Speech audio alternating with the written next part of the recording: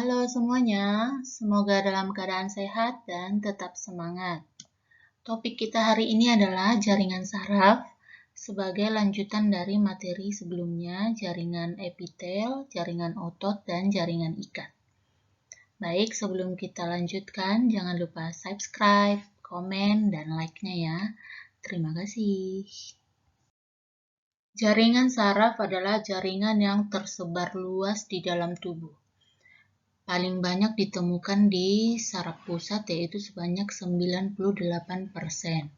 Saraf pusat ini adalah otak dan sumsum tulang belakang.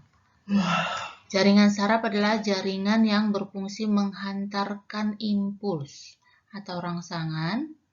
Jaringan saraf terdiri dari sel-sel saraf yang disebut dengan neuron. Jadi, jaringan adalah kumpulan sel-sel.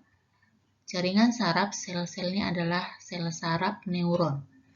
Jaringan saraf mengirimkan impuls dari panca indera, dari kulit misalnya, ke saraf pusat, otak atau sumsum tulang belakang, dan sebaliknya, dan dari saraf pusat ke organ lainnya.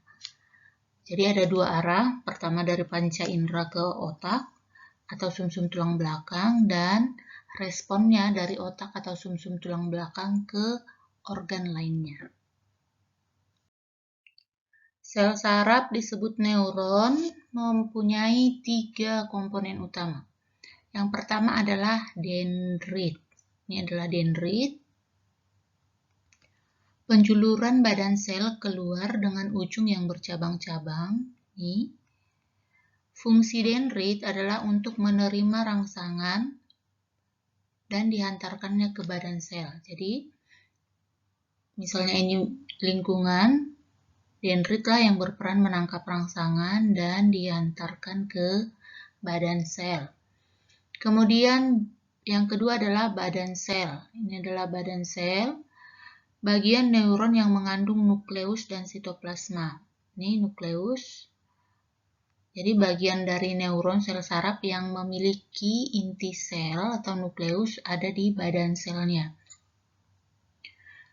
Badan sel terdapat di pusat saraf dan simpul-simpul saraf atau ganglion. Sitoplasma neuron biasanya bergranula. Granula ini berasal dari retikulum endoplasma. Bagian neuron yang ketiga adalah akson. Akson merupakan penjuluran badan sel ke arah luar. Jadi ini bagian yang panjang ini adalah akson. Fungsinya untuk membawa rangsangan dari badan sel ke neuron lainnya. Jadi, tadi rangsangan ditangkap dendrit, disampaikan ke badan sel, akson inilah yang menyampaikannya ke sel saraf lainnya. Kemudian, akson terlindung oleh selubung yang terdiri atas selubung mielin dan neurelima. Jadi ini ada pembungkusnya, nih, selubung mielin. Selubung mielin ini berfungsi sebagai isolator sekaligus pemberi nutrisi pada akson. Jadi ini aksonnya, selubung mielin inilah pelindungnya dan memberikan nutrisi.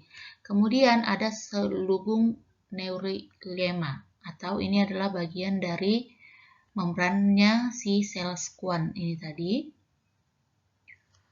Merupakan selubung luar dari akson. Selubung ini berperan penting dalam regenerasi akson dan dendrit yang rusak. Jadi berperan menggantikan apabila akson maupun dendrit rusak. Yang terakhir adalah jenis-jenis jaringan saraf. Ada 3. Yang pertama adalah saraf sensori. Sensorik berfungsi menghantarkan rangsangan dari reseptor atau penerima rangsangan ke sumsum tulang belakang dan atau ke otak.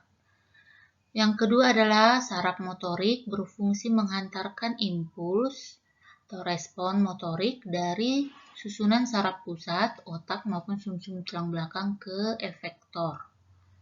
Dan yang terakhir adalah sel saraf penghubung, merupakan penghubung sel saraf yang satu dengan sel saraf yang lainnya. Jadi ini adalah gambar sel saraf sensori.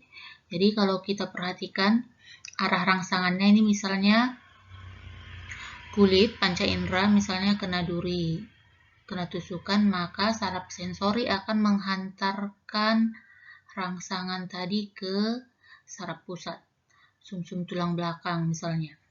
Kemudian setelah sampai di saraf pusat, maka impulsnya atau responnya dihantarkan oleh sel saraf motorik, maka arah rangsangannya ke sini, ke sebaliknya diterimalah oleh efektor. Baik, sampai di sini topik kita jaringan saraf. Semoga semakin memahami. Apabila ada yang kurang jelas, silahkan ditanyakan. Tetap semangat belajar dan terima kasih.